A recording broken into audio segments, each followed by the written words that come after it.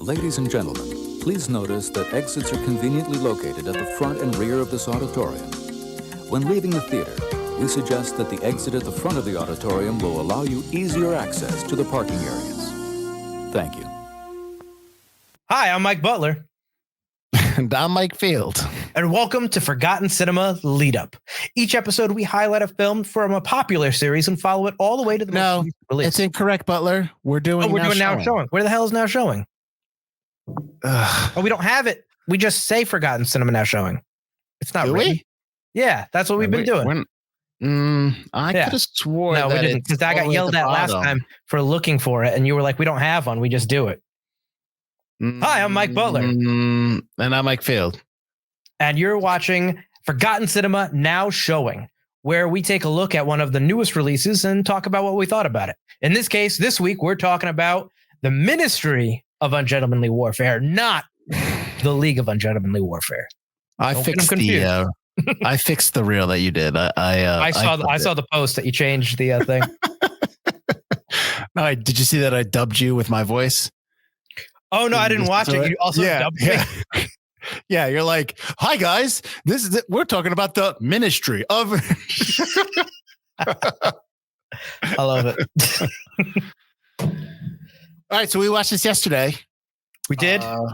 We went to our local Cinemark, or local Cineplex, excuse me. Our Cinemark. It was a Cinemark, but we went to our local theater. And we actually didn't watch it in IMAX because it's not in IMAX. We saw it in one of the other theaters where it has the recliners that were in interesting shape, to say the least. So, I mean, where would you like to? What do you want to start here? You want to start off with what you thought right off the bat, or what your anticipation for this movie? I mean, I didn't have any kind of anticipation for this film. I wasn't really like, yeah. I mean, I like Guy Ritchie. What was his last movie we saw? The Gentleman. Well, you saw Covenant. I didn't see Covenant. Was that his last? That was his last film. Yeah, the Jake Gyllenhaal one. I'm pretty sure that was the last one. I saw Covenant. Yep. Yeah. Wrath of Man is his too. Right.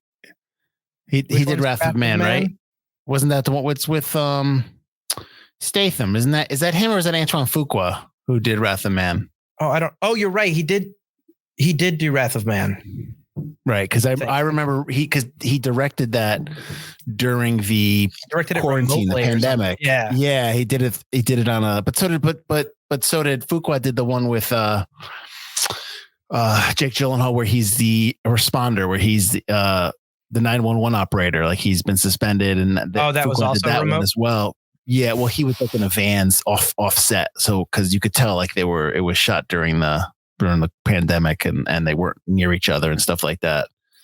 I guess the Covenant's the last one. I did see that. You didn't see Operation Fortune, Ruse de Guerre, whatever that. You didn't see that one with that's also with Jason Statham and Hugh Grant. That's the one he did. I wanted to. I didn't get to see that one because I don't know where it went after it was in theaters. Because that's also got Josh Hartnett as the idiot actor, right? Yes. Yeah. That's actually not bad. That's pretty. That's not bad. Yeah. Last one I saw was The Gentleman. Yeah. Which I didn't like. I mean, I didn't not like it, but I was like, all right, it was okay when I saw it. But the more I see clips of it, the more I want to go back to it. Because every time I see a clip of it, I'm like, I like this scene. Oh, I like this scene. Colin Farrell's really good in that. Colin Farrell's really good in that. Yeah. Mm-hmm. But that's a show now too on Netflix. They did like a Netflix. Yeah, I think it is, because somebody I know watched it, and he was trying to get me to watch it. So I said, I'll get around to it. But anyways, let's talk about this film, which I already forgot the name of it. The Ministry of Ungentlemanly Warfare. Okay. I don't know, man. What did you think? I guess that's probably the perfect question to ask. I mean, it's a movie where for 2 hours they pretty much kill Nazis. So I dug it. Yep. It's always fun to kill Nazis. I think we talk about in the podcast. It's always nice to have a bad guy in a realistic movie where it's like, yeah, no, they're the bad guy, and it's easy to be okay with all the murder. I was a little disappointed in the violence level. Like, the violence was there, especially when Alan Ritchson's character goes nuts. Yep. But it wasn't it's rated R, but it's not very gory. It kind of hides the violence. It's almost like it's trying to be PG-13, but they say the F word a couple times. Yeah, I don't know. I mean, maybe there was some. Maybe they were kind of on the fence trying to figure out what they wanted to do rating wise. I thought that a little. I mean, we're so used to. I mean, I guess I'm waiting for like an Inglourious Basterds type bloodbath kind of thing. Yeah. So I can understand that. There probably were some stuff like when he's got the axe and he's like, he's definitely doing some bad stuff. I guess it leaves it to the imagination. But again, to be fair, I guess I don't know if Guy Ritchie's really known for that much. I was thinking that too after the fact. Yeah, I can't remember. Like Snatch doesn't have a lot of blood. Gentleman, obviously. No, I mean blood. It's like it's violent gangsters, but there's never a lot of hardcore violence, if that makes sense. Yeah. Right. No, he doesn't. Yeah, he never. His movies don't really kind of cross that line where like a Tarantino might. Or others. I can't think of it at the top of my head, but yeah. So I guess I was fine with that. But like with it, when you talk about the bad guys, I think there was never any real danger of them being caught or being killed or, like anything happening to them. So I think that, that kind of like it allows you to enjoy the film and not worry about that kind of stuff. But then there's no stakes at hand. There's no kind of like, oh my God, what's going to happen? Right. You kind of know they're going to get away with it. So it's kind of a double-edged sword. But I think this film's clearly trying to set up another one. I would assume like they're trying to do more because it felt like that. I mean, according to the film, Gus, who's Henry Cavill's character, only has one more mission in him before he gets captured. That was him who got captured. I thought it was not. You mean Henry Golden? Is Henry Golden Gus? Who's Gus? I thought it was Henry Cavill's Gus. I don't think so. I thought that remembering who Gus is. Hang on, you got to know these things going in, man. No, he is Gus, but I don't think he gets captured. I think it was I thought it was like Hayes or something like that, or one of the other guys, or Freddie Alvarez. I thought it was one of them who gets captured because Gus was the first one they pop up, and it talks about how it gives them like all the stuff. He was the inspiration for James Bond. It doesn't tell anything, but then the second or third guy is the one that gets captured and who never breaks. I thought they just go back to Gus and saying Gus did another mission afterward and he got caught, but he never broke. No, that wasn't. I really don't think that was his character. I think that was somebody else because he ends up marrying Marjorie Stewart like a year later after that mission. That's what they said but regardless, who cares? Regardless. So yeah, I didn't really have any kind of, I don't know, a negative thing. I enjoyed the film. I didn't really have any kind of, oh, that took me out in like this, anything like that. So I don't know. I'm trying to figure out, I guess maybe my biggest knock, whatever was there's no stakes. There's no right. Concern that they're not going to get away with it or they're not going to do what they need to do. I will ask you this though. They go and steal one boat, but weren't there 3 boats that they were supposed to get? Isn't there like a third boat somewhere or two other boats in a different, like, you know what I mean? Like they were like, there were the U-boats themselves or whatever, but they decided we're just going to steal the boat that's going to supply them. And that's just going to screw them over. Okay. So, I mean, I guess the montage of when they're sailing, like, cause at some point they got to sail for 12 days and it's like nothing really happens with the ministry. They're just kind of on the boat sailing along. So I didn't really think that there wasn't really much happening. And then at the end of the movie, when they line them all up and they have Heron with them and they have Marjorie with them, they're like, yo, you Ministry of Ungentlemanly Warfare. It's like, but I didn't think that they were part of that. I thought they were just add-ons. They were just there to help out. They were setting everything up. And these ruffians were the actual guys that, right. They were just the spies sent beforehand to get the information. And it was everybody. Then they lumped them together. Because they all got caught in international waters. Right. With the German, with a mission that was unsanctioned. So even though they were spies, they were still doing the unsanctioned mission. So they were still technically traitors to their country. Mm-hmm. Okay. So yeah. But go ahead. Well, another thing when you talk about stakes, it's like you have what's the actor's name? I actually really like him. The German guy. Tig. He's got an he was heavier. Till Schweiger. He was heavier in Bastards. He was like I guess he like bulkier, not heavier. Well, because he was supposed to be super scary. Yeah. Right. He wasn't quite like the bear. The bear Jew was like, obviously Eli Roth was huge, but he was supposed to be like someone you don't mess with who killed like a ton of Nazis. But in this one, when he appears, it's like you get, he's got blood in his hands, and you see the beaten woman in his briefly in his I guess beating room, which is I guess okay to have torture cabin. Yeah. But it's just like there's no stakes. You don't get to see how bad he tortured. Like, not that I want to see how bad he tortured her, but like there's no real stakes. Again, we don't know exactly, like we know he's got like a thing for beating people, but there's no stakes with his character. I never felt like Isaac Gonzalez's character was ever going to was really in danger. Right. Like she's Marjorie, the one person that you're supposed to think like, oh, Marjorie's going to get got. And it's like, I never thought that. No, like when they were gonna shackle her up, and then they hear the explosion, and he's like shackle her or whatever, but I didn't think they were gonna take her with them. I thought they were just gonna leave her there. Then that's what I thought too. And then she's in the car. Yeah, but then I thought maybe they'd get hair on his character, the guy from Strange New Worlds, because he gets caught in the he gets caught in the electric room trying to shut down the power. And I was like, oh, all right, then that's it. He's going to get caught. One person's got stakes. And then, I mean, granted, it's based on a true story. So if they all survived, they all survived. But like, that was the one moment I thought, all right, someone's not going to get away with it. And then he kills every single person and he gets away with it. Right. Well, with the exception of Heinrich Luhr, which was the character that Till Schweiger played, the other Nazis were kind of bumbling. They're kind of buffoonish. Like they're very easy to kill, very easy like to trick, very easy to like. I mean, and maybe that's just kind of like when they went to the prison, and they rescued the guy Philip, Henry, right? Yeah. Yes. Was it Philip? Yeah, Henry. Oh no, it was Jeffrey.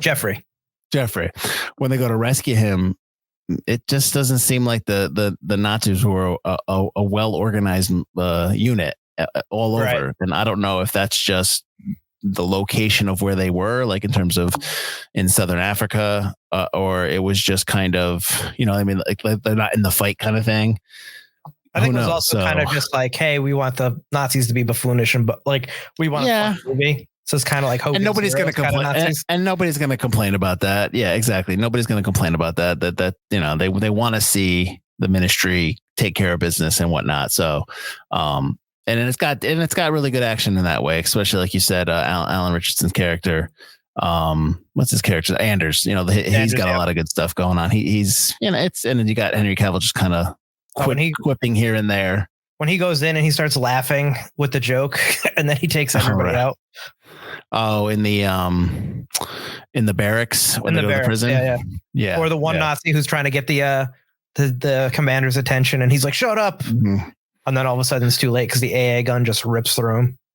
Yeah. I wanted to ask you this because I don't know this offhand, and I don't know because you love James Bond so much. I'm wondering if you know this. The Carey Elwes character, Brigadier Gubbins, who's M. The history of M. What is that? Do you know like when that started? What that the whole character of M? Because you see that on it all starts in World War II in terms of like what Ian Fleming did. Okay. I'm pretty sure there is in real life, at least during World War II, there was an M. That was an actual station. He's actually called M. Yeah, I'm curious where the origination of the term M comes from. I don't know if you knew that offhand. Oh, I don't know. Okay. I think it comes from master, like he's the master of the group. That's what I always assumed. But he's under spy master. Churchill. Yeah, but he's under Churchill. He's under the PM. Yeah. Okay. Well, because Churchill basically started that spy. Churchill was big on the underhanded kind of stuff. I thought that was the Kingsman. To get whatever his results were. Yeah. Okay. I was just curious about that. If you kind of going to give a plug now for if you the actor that played Ian Fleming, Freddie Fox, he's actually in a show that I watch on Apple called Slow Horses with Gary Oldman. Yeah. I recommend that. That's actually British. Do you know what it's about? Do you know what the Slow Horses are? It's like a bumbling group of the underdog group of spies. They're not bumbling because they're in Slough House. That's where they're called Slow Horses. That's where they're located in Slough House. And what it is agents that have messed up, have done something like with not just like screwed up an op, but maybe have a gambling addiction, just screw ups. But they don't want to. They don't quit, so they send them to the Slough House where they just sit there. And Gary Oldman's like he's their boss, and he's kind of a screw up too. But he just doesn't. He's like extremely mean to them. But anyways, the guy played Ian Fleming. He's in that show, and it's a good show, and they keep getting renewed. They got renewed for like what I like about the show is they're like 6-8 episodes, maybe 6 or 6 episodes, and when they end the season, they've already shot the next season. So you see a preview of the new season coming up, and it's based on a bunch of books. Yeah. And it's a nice quick show. It's about spies in Britain. So I don't know. I recommend it if you're ever feeling that itch. I do want to check it out. I do. Obviously I love spy stuff. So it is on my list of stuff to check out. I have to finish For All Mankind. That's what I figured. Yeah, please. I've already watched, Monarch. I already watched that whole thing. That was 10 episodes, baby. Look at you go. I know.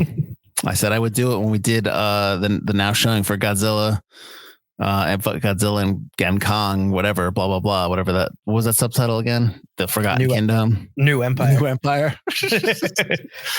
So anyways, so I guess there's really, I mean, we liked it. It's a fun movie to go to. It's clearly a movie for dudes, I think, primarily. I mean, although I would imagine it's probably going to be coming to digital real quick because we were 2 of 7 in the theater last night. Yeah, if that. And I'm pretty sure. Yeah, I'm pretty sure the young people, the teenagers that were there, not teenagers, they probably were like in their early 20s, really couldn't care less about what was on screen. So because they were goofing off. So right. It was just you and me, and then there's 2 single dudes sitting in front of us separately. Oh no, there was an old couple as well. Oh, was there? Okay. Yeah. So there wasn't a lot of people in the theater. So I would imagine that this is coming straight to digital very soon. But hey, them's the breaks, right? The theaters are dying. Well, I mean, they were also, and I think I mentioned it to you, they're going up against 2 other rated R movies. You've got Civil War, which is still doing well in the box office. And they went up against Abigail, which is a horror movie that's rated R as well. So then you have this World War II kind of Guy Ritchie movie kind of stuck in the center. One thing I was a little disappointed with this movie is it didn't do a lot of Guy Ritchie stuff. I don't know if you kind of caught that or were disappointed. I did. I especially because it's like a heist or a plan. It's all about a plot, a scheme, and they didn't really do the typical, because here's what we're gonna do. All right, but what you don't realize is we already did it. I was a little sad they didn't have any of those moments. Well, it was more of a linear story, so I guess you really didn't have to like. I was trying to remember if they do like kind of background on people. He does it though when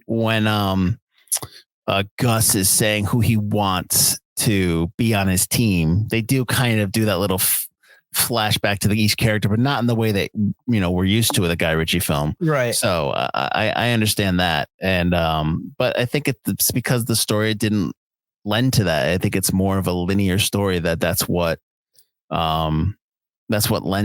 probably Guy Ritchie realized maybe he didn't need to do all that, because I mean I enjoy all that stuff, but it depends on the story. It depends if it needs it. Well, I think this with the scheme, it would add some kind of tension to scenes where it's like you don't know if they're going to get out, but it's like, oh, but like the guys who get chained into their warehouse, maybe you don't know that until that's revealed. Oh wait, they've been locked in, or oh, we're going to blow up the lights, or you can add tension and then reveal how that tension is resolved afterward, which Guy Ritchie is usually really good at.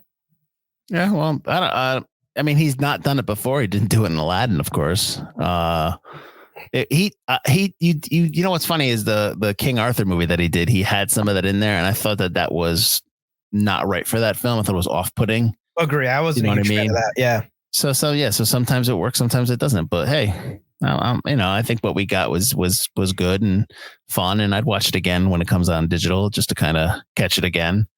And there's a lot of people in it that I didn't realize were in it when we were watching it. I didn't realize that because you mentioned it was Henry Golding. I didn't realize it was Henry Golding either until we caught it in the end credits.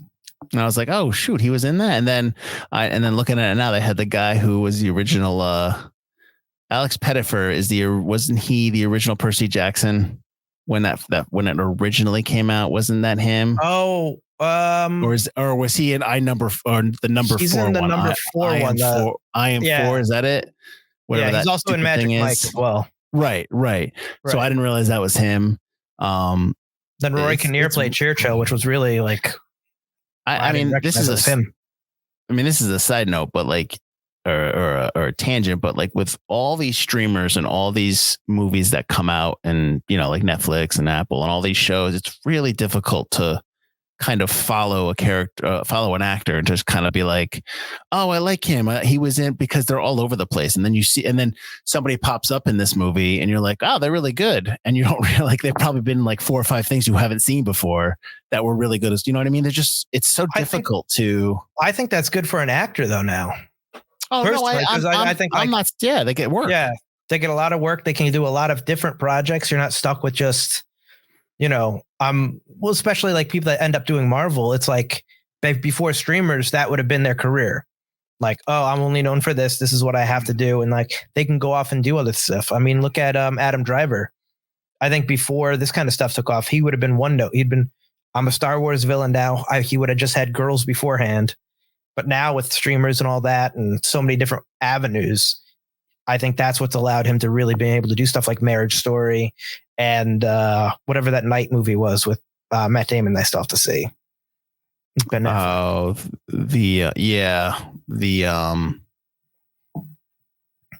what was that? You never saw it? I didn't know. I didn't watch it. I wanted to see it in theaters because I was still working at the theater. And then The Last Duel. Yes. But I think that's really good for actors to be able to do all that. Also, my mom just texted me instead of messaging on YouTube. She's watching and she said my mustache is doofy. It is doofy. I said that. It's based on Henry Cavill's mustache from the movie. This is what he does with his beard. Well, shave it. So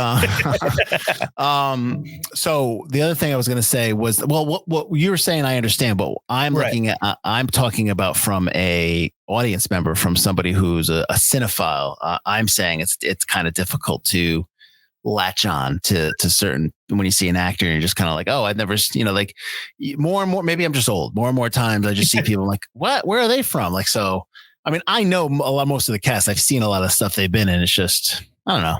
I guess that's my old man take for the night. I would say that nowadays more than ever, you need like IMDb to follow an actor's, like find out what else did they do. Of course. Because it is, like you said, everywhere. But if I'm but like, let's take it from the fact that if I'm a casual moviegoer, like when you're like, we talk about this on the podcast and the main show about the big head posters that came out, like Harrison Ford always had a big head poster. Tom Cruise has a big head poster because those faces sell tickets. Denzel Washington, big head, because that's why people go there. So like, if you took this cast, I know the poster has a couple of them there, with the exception of Henry Cavill, maybe Alan Ritchson because of Reacher now, yeah. But Reachers, but again, not everyone has Prime Video, so like that's the thing I'm talking about. Like that's where and I know he's on. What was the high school football, college football one? Not Friday. Blue Mountain State was his. Yeah, I know he was in that too. I'm just saying, like, it's very like we know Heron from because he's in the Star Trek show. So I mean, like that's where we know him. But again, not everyone has Paramount Plus, so it's like it's stuff like that. That I'm just saying it's maybe for the casual moviegoer, it's really difficult these days to kind of latch onto a movie star or somebody that is on the rise or is in a lot of this stuff. I don't know. That's just something I kind of makes everybody bring up again. Makes everybody a character actor instead of a movie star. Which again, that's good. I like that because it's good. You're getting quality, but again, you need, the world needs movie stars and celebrities. You need that. You know what I mean? You just do. The world of the movie star is ending. No, I don't think so, man.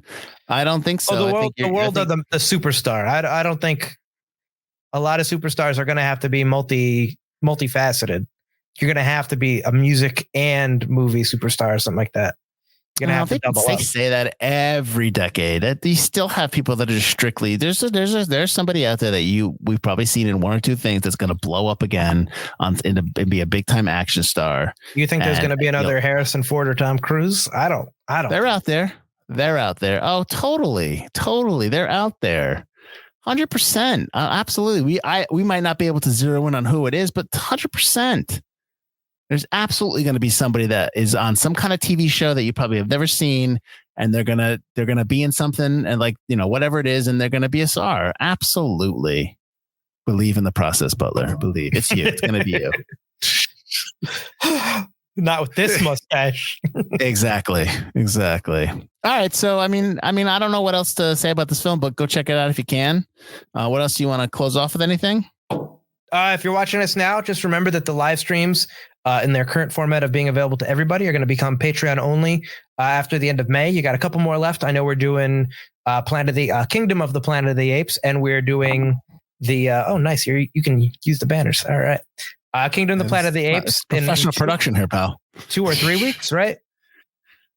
May 10th it comes out. So May 15th, because we do the Monday after. So 11th, 12th, 13th, we watch it 14th. May 14th. Yep. May 14th.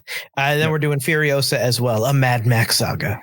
So we're going to do those, and then it's going to become part of the Patreon. But also, if you want to join the Patreon, it's free. Join the Patreon. Once you join the Patreon, you get access to our Discord where we can talk movies all the time. Join the Forgotten Cinema community. If you want to be part of the tiered memberships, we have the Forgotten Cinema lead-ups. And the lead-ups are going to be, we're doing Planet of the Apes now leading up to Kingdom. And then we're going to do the entire Alien series throughout the summer. So that should be a really fun time as well. Nice. I'm nodding at the ticker. I'm like, yes, I did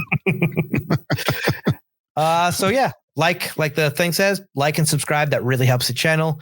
We hope you enjoyed listening to us babble on about Ministry of Ungentlemanly Warfare, and we'll catch you next time. I'm Mike Butler. I'm Mike Field. And this has been Forgotten Cinema, now showing.